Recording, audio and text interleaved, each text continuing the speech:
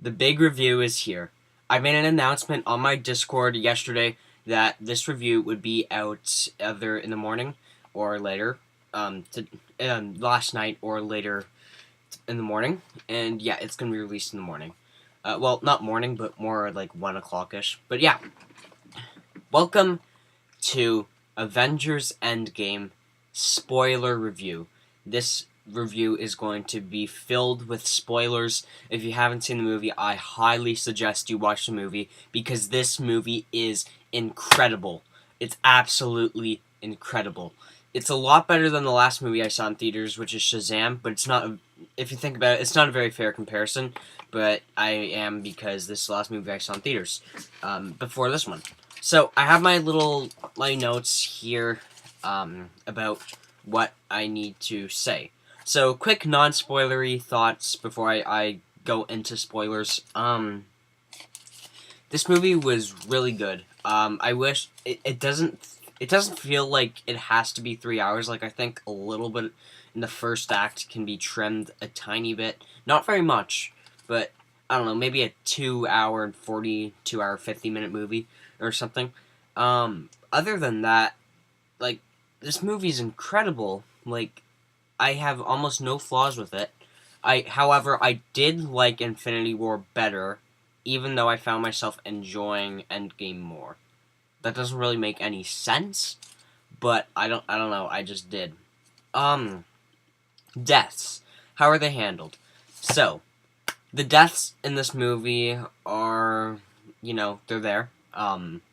So Thanos, he dies basically twice. They kill him in 15 minutes, because he gets his head chopped off by Stormbreaker in 15 minutes of the movie.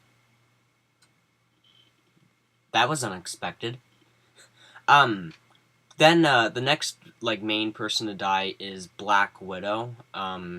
If you remember in Infinity War, where Gamora had to be sacrificed to get the Soul Stone, well, this time Black Widow sacrificed herself, but she had to put up a fight with Hawkeye because, yeah, Hawkeye didn't want her to go. He wanted to do it because love and everything. But yeah, and then the most tragic death of them all, Iron Man, Tony Stark.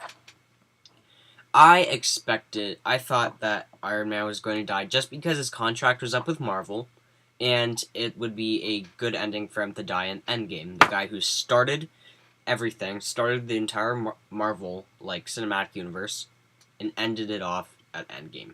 That would have been perfect, and that did happen. He snapped his fingers to snap Thanos and his army away, just like that, and then they all faded away, all of his army, and then Thanos dramatically, he vanished. So yeah, those are the deaths. Now there is another issue that I do have with this movie. I didn't think Thanos was as good as he was in Infinity War. I just didn't think he had a whole lot emotion in him. Obviously he had emotion, but I found in Infinity War he was more human. I don't know. I just thought Thanos was better in Infinity War. Now, this is a huge spoiler right here. The final battle, the final 20 minutes of the movie was actually just the third act in general. So the final hour was amazing. And then they revive everybody, Hulk, or Professor Hulk is what we're calling him. He snaps his fingers to bring everybody back. And this epic battle between Thanos and his army and everything, it was so good. It looked amazing. It was everything I wanted out of a battle in Marvel. And even though Thanos didn't have the Infinity Stone during the battle, he was still really, really powerful. And the only thing I didn't like about that battle is Captain Marvel. I just don't like Captain Marvel at all, and she seems really overpowered, which I do not like. I hate her character, and I wish that she would die in that movie. I'm not joking. I hate her. She's not even a good actor.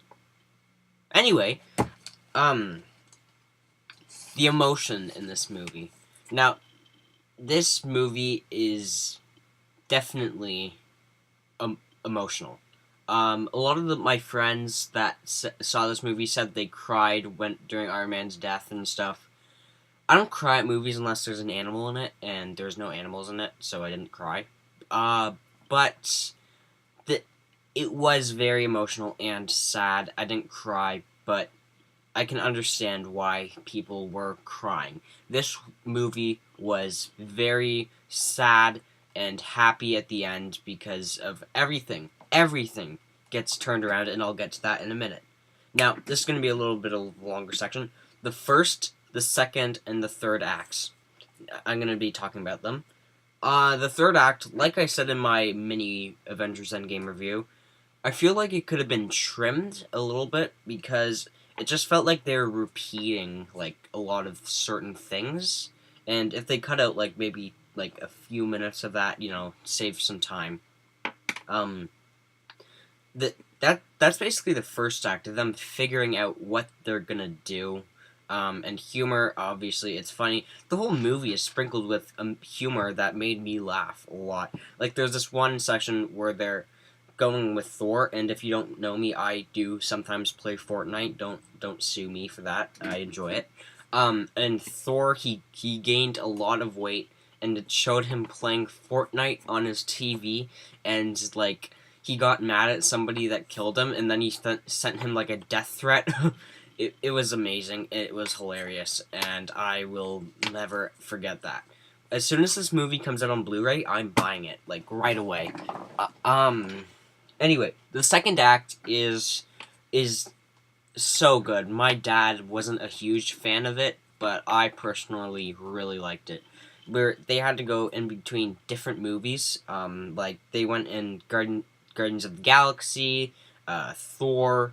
They went in Avengers, like the Battle of Loki, and then yeah, that was really clever. And there's a fight between Captain America versus Captain America, and it was so good. Like I just can't like. It was so much better than my dad said it was. And yeah, but the star of the show, the third act, is basically a non-stop action ride. It barely gives you any time to breathe at all. There's no like breaks. There's nothing. Just straight up action between all of your favorite Marvel heroes, and it is action-packed and amazing. Now, a very small thing I wanted to point out is the Stan Lee cameo, which unfortunately is his last cameo. Rest in peace, Stan Lee. But it was like a younger version of Stan Lee in his car, and I don't know. It was all right. It made me laugh, but definitely wasn't his best. That almost wraps it up. The ending. The ending. So Captain America grows old and he lives a life with, if you've seen the original Captain America, which has been a long time since I have, that his love, basically. He goes back in time to, spend, like, a lifetime with her, and he comes back old. So that's the end of Captain America. Not really, because, according to the movie, the new Captain America is now Falcon. Yay. I don't know if I should be excited about that or not excited about that.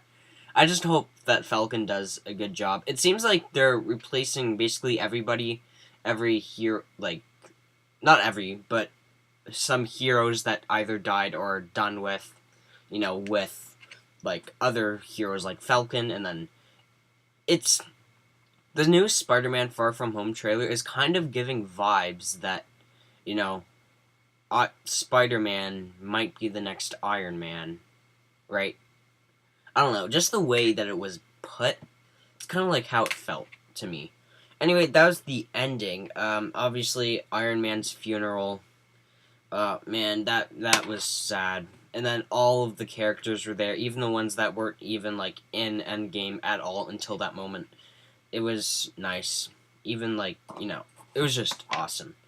Um, was this the finale that we all wanted and needed? Yes, this movie is a perfect wrap-up in the series. Absolutely perfect. It's not the best, but it's definitely in, like, the top 5, like, Marvel movies. Maybe even, like, top 10 favorite movies of all time. Like, this movie was incredible. I am so happy I went and saw this, and it totally deserves to break every single movie record out there, and it's already doing that. It's broken. Do you know how many records it's broken? It's about to beat the most. Like, I don't know. Actually, I don't know if it has or not. I'm actually gonna look this up while I'm talking. But it's like beaten so many records, and some of them are dumb records. Like the most tweeted about. Like, I don't know who cares about that. Hold on. Endgame beat has Avengers Endgame beat Avatar. If you don't know, Avatar is the best-selling movie in theaters. Okay, so it still has to um, beat Avatar, and Avatar remains in first still. Um, yeah, but it's beaten Titanic, and it's currently at I believe, number 2. Yeah, number 2 spots for, box office. And it's made $2 billion in 11 days. I'm sure it can make 800 million more. And actually, I'm gonna look that up too. I'm sorry. But yeah, I'm gonna end it here. Obviously, I'm gonna give my final grade. I think this movie deserves an A. This movie was everything I wanted going in, and I was not disappointed by it at all. This definitely, hold on. Yeah. This, it's hard to talk about this movie because, I don't know, it's just a perfect film. I'm repeating myself, so I'm gonna stop right here. Anyway, thank you guys so much for watching. I'll be back later on with another review. And, yeah, see ya!